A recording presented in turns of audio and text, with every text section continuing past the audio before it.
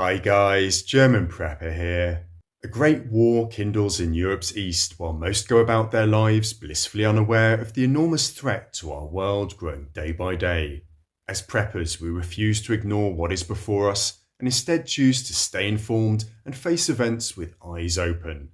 Here is your latest update. The Russian Federation and the Republic of Belarus began joint military exercises today in what has been announced as them conducting Air Force drills from January the 16th to February the 1st, using all Belarus military airfields and involving joint army exercises of the subdivision of the 120th Separate Guards Mechanized Brigade, according to the Belarusian Defense Ministry. Pavel Muravenko, First Deputy State Secretary of the Belarusian Security Council, noted, "We're maintaining restraint and patience, keeping our gunpowder dry. We are ready for any provocative actions on the part of Ukraine." I don't have to tell you guys this might just be a cover for a full-on invasion from Belarus into Ukraine. We shall see. NATO is deploying Airborne Warning and Control System or AWACS surveillance planes to Bucharest, Romania. The aircraft are scheduled to arrive on January the 17th and will reportedly support the alliance's reinforced presence in the region through monitoring of Russian military activity. Ona Lugescu, NATO spokesperson, has made this statement. As Russia's illegal war in Ukraine continues to threaten peace and security in Europe, there must be no doubt about NATO's resolve to protect and defend every inch of Allied territory. Our AWACS can detect aircraft hundreds of kilometres away, making them a key capability for NATO's deterrence and defence posture. I thank Romania for hosting the aircraft, which makes an important contribution to our early warning.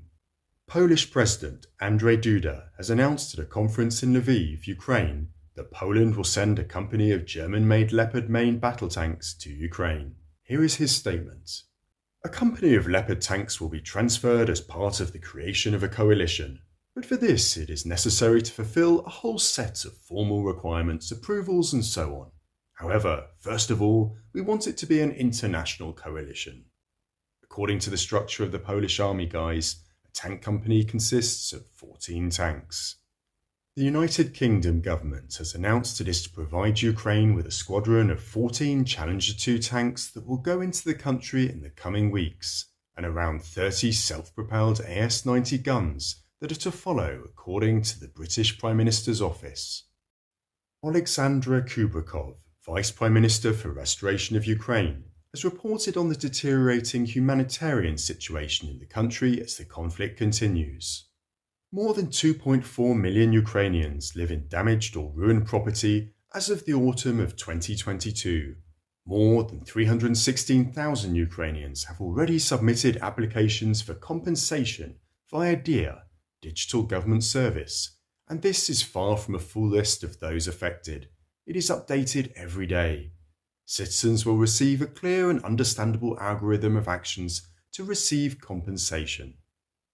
Volodymyr Zelensky, President of Ukraine, has made this recent comment as part of a longer and much celebrated address. "The First World War claimed millions of lives. The Second World War claimed tens of millions of them. There will be no Third World War. It is not a trilogy. Ukraine will stop the Russian aggression on our land." The career actor made the dubious claim during an appearance via video at the US Golden Globes Awards ceremony.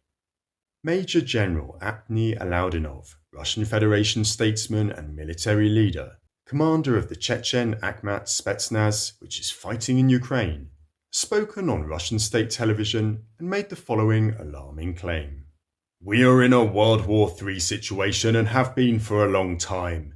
We started the war thinking that we were at war with Ukraine, but today we must clearly realize that we are at war with the whole of NATO.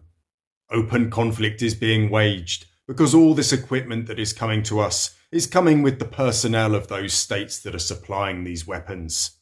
So because the Ukrainians are physically unable to control this equipment, they use the weapons themselves. Because they take a long time to prepare, it is impossible to train specialists within 1 month. Today it should be noted that directly the main work in the special operation in various sectors of the front, it should already be fully recognised that it is carried out by the representatives of the NATO leadership, generals and senior officers.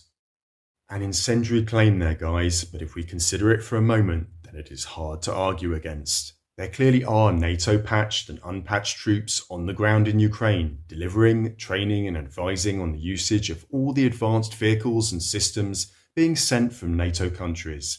There is no other realistic way Ukrainian forces would otherwise have been able to deploy such hardware. I would say, guys, we have reached the point where NATO denials of being at war have become meaningless in the face of its blatant involvement in the conflict on the ground. We know it, NATO knows it, and the Russian Federation certainly knows it. Only the wider Western public remains largely ignorant. World War III is ready with open arms. A question for you all now to end. Do you have multiple tarps, sheet plastic, 550 paracord and duct tape, or simply wood board and nails put back for the event your home's windows or roof are damaged and you need to quickly plug the gap in an emergency situation? As always, looking forward to reading your answers. If you can, please support the channel by taking membership. It really makes a difference. And if you are able, share this video. One last favour. Our last video was utterly suppressed by the YouTube algorithm. So, if you can spare a moment, please load it up and make sure you didn't miss it.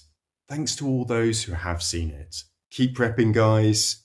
Cheers for now.